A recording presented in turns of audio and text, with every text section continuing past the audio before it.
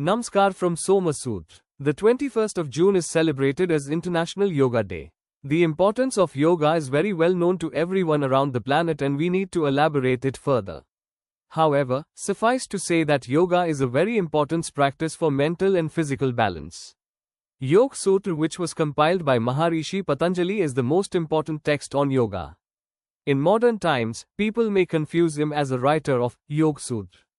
But do you know many important texts in Sanatan or Hindu culture have no individual authors or writers? Rather, the authors have categorized themselves as compilers. For example, Vedas were compiled by Maharishi Vyas. Similarly, Upanishads were compiled by Shankaracharya and various other Maharishi. This appears strange specifically if seen from a modern capitalist perspective where every individual has a very high ego and wants to market himself or herself as an author or creator or founder of some text or some idea or some enterprise. No one knows for sure the reason these Maharishi choose to identify themselves as compiler and not authors. Many say that these Maharishi were merely compiling oral tradition and therefore did not identify themselves as authors or writers. But this theory has many loopholes. Even if they were merely compilers, no one was stopping them from declaring themselves as writers as there were no copyright or patent laws those days. One of the logical explanations appears to be yoga itself. Yoga means union with the world or dissolution of ego. As these Maharishi were able to attain full, yogic state, they did not see themselves as an individual entity. Rather, they considered themselves to be interconnected with the world and consequently a product of the world they were living in.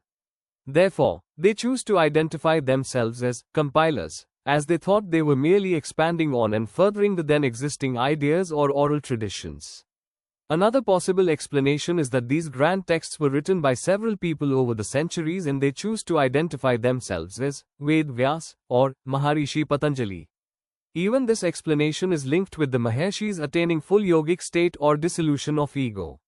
Otherwise, there was no one stopping them from using names like Vyas II or Patanjali I or Patanjali II. What is your take on why these Maharishis choose to identify themselves as compilers? Please leave your comments. And yes, please leave a like or subscribe to our channel for more content like this. And yes, we will also answer the question, what is the link between Soma or Bhang and yoga? In short, we can say that both were discovered and improvised by our Maharishis. Further, both seek to work towards dissolution of ego and reunion with the world.